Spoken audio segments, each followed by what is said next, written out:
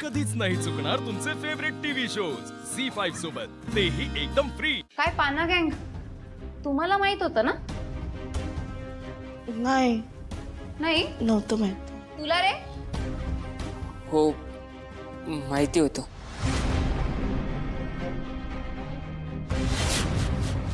घ्या, म्हणजे हिच्या गँगला सगळं माहित होतं आणि हिला माहित नाही, असं कसं शक्य आहे? शिवा, जर तुला हे सगळं माहित होतं तर तू आधी सांगितलं का नाहीस? मला खरंच माहित नव्हतं. मला हे आत्ता कळलंय.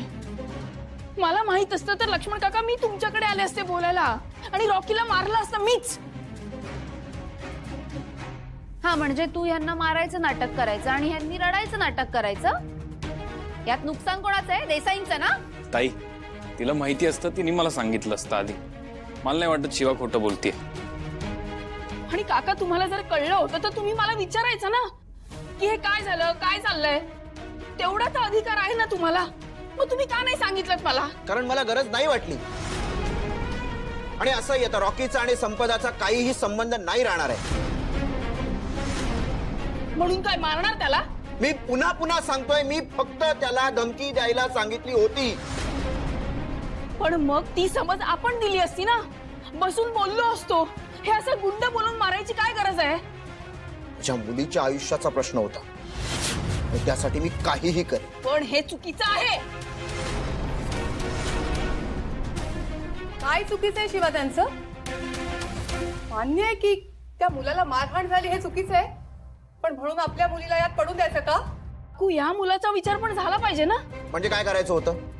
हा मुलगा आपल्या संपदाला कधी पळवून नेईल याची वाट बघत बसायचं होतं. तसं नाही म्हणते मी. हे बघा, माझा रॉकीवर पूर्ण विश्वास आहे. तो असं काही करणार नाही. पण तुला न सांगता त्याने हे पराक्रम केलेस ना? हे बघा, झाली चूक त्याच्याकडनं, मी मान्य करते. पण त्या चुकीची एवढी मोठी शिक्षा, त्याचं अख्खं वर्ष वाया घालवलं. मला त्याचं माहित नाही. माझ्या मुलीसाठी जे करायचंय ना ते मी केलं. आणि शिवा, तू आम्हाला जाब विचारण्यापेक्षा ह्या मुलाला समजव. काकू, ऐक ऐक ऐक, प्लीज तिच्यावर विश्वास ठेव. हे बघ, तिला माहिती असतं तर मलाही कळलं असतं. तिने मला डेफिनेटली सांगितलं असतं. आणि तुम्हाला माहिती होतं तर मला सांगायचं ना. मी काहीतरी मदत केली असती, आपण मार्ग काढला असता शांततेत. नाही नाही, मला असं वाटतंय हिनेच हे सगळं मुद्दाम घडवून आणलंय. ताई, प्लीज तू शांत बस. शिवा आधी आपल्या घरचा विचार करते, कळलं? यात तिची काही चूक नाही. नसेल ना तिची चूक, पण संपदासाठी जे जे करावं लागेल ना ते सगळं मी करेन. तिची हिंमतच कशी झाली? मग समोर उभं राहून विचारायचं ना, त्याला मारायची काय गरज आहे? तूही तेच करतेस ना. तू जातेस का कोणाला समजवायला? नाहीये ना उत्तर. मग आता माझं ऐक. या सगळ्यात मी माझ्या मुलीची फरफट होऊ देणार नाही. मला हा विषय संपवायचा होता, मी संपवला.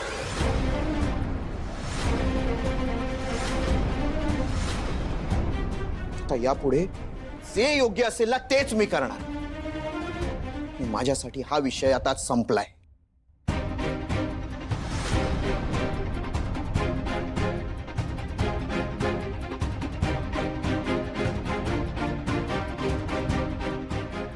चल. लक्ष्मण, भाऊ, यात यांची काही चूक नाहीये. हे बरोबर आहे. तुम्हीच यांना समजून घ्या.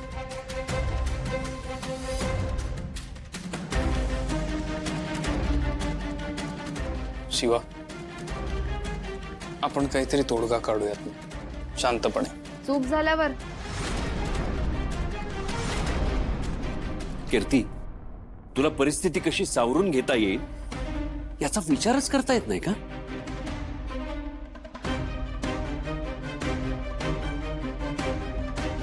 भाऊ, मला खरंच खरंच काही माहित नव्हतं. पप्पांची शपथ घेऊन शिवा, सांग. शिवा, शांत हो. आपण या सगळ्यावर शांतपणे बोलूया. काहीही शांतपणे वगैरे बोलायचं नाहीये आता. आज तागायत या घरात असे वाद कधीही झाले नाहीत. आज हाही दिवस बघितला या घरात. शिवा, मी तुला समजावून सांगत होते ना, पण तू ऐकतच नाहीस. या उलट या घराचे तुकडे करायला निघालीस तू. लक्षात ठेव, मी हे होऊ देणार नाही.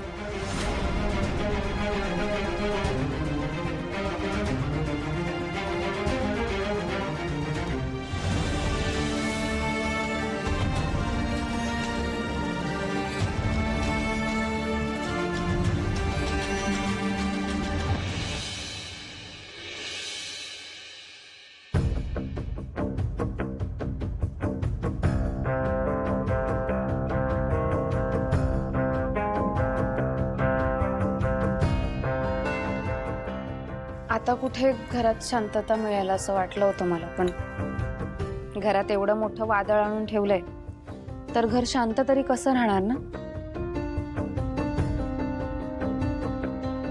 काही चुकीचं बोललीये का? नाही, काही चुकीचं बोलत असेल तर घे मार माझ्या कानाखाली. पण आई, शिवाला हा सगळा तमाशा घालायची काही गरज नव्हती. सासरच्या लोकांपेक्षा तिला ती पानागेन जवळची वाटते. याला काय अर्थ आहे? अगं घेतलीत मी ताटं. नाही ताई, हे खोलीतच जेवतायत म्हणाले, मी वाढून घेऊन जाते. अगं असं कसं करतेस? सगळ्यांबरोबर जेवले तर विचार कमी करतील ना. हो ताई, पण हे नाही येणार. तरी मी म्हणत असते, पण माझं कोणी ऐकत नाही. आपल्याच घरातल्या माणसांमध्ये इतका दुरावा यायला लागला. म्हणजे आता एकत्र जेवणासाठी नाही म्हणतात, उद्या घरातल्या घरात एकमेकांची तोंड सुद्धा बघणार नाहीत याची भीती वाटते मला. नाही ठीक आहे, एखाद वेळेस मान्य करू की तिला ह्या सगळ्यातलं काही माहीत नसेल, पण म्हणून काकाच्या विरोधात जाणं चुकीचं नाहीये का?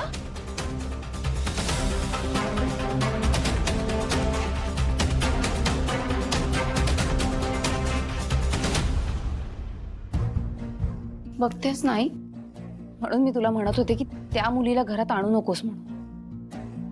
हे सगळं ना तिच्यामुळेच घडतंय. तिच्यामुळे पहिले आशू आणि आता काका असा वागायला लागलाय. पटतंय ग, सगळं पटतंय मला, पण मी काय करू शकते कीर्ती? मला माझ्या मुलाला गमवायचं नाहीये. आशू महत्वाचा आहे माझ्यासाठी.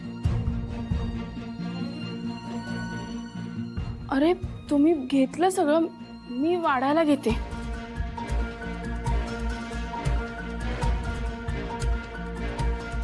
आधी स्वतः चुकायचं, मग दुसऱ्यांना जाब विचारत बसायचं. आई एकटं नको करूस, मी येते मदतीला.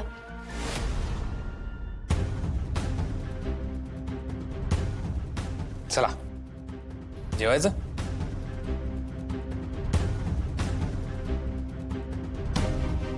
शिवा काय झालंय? अशोक, काहीतरी मार्ग काढायलाच हवा.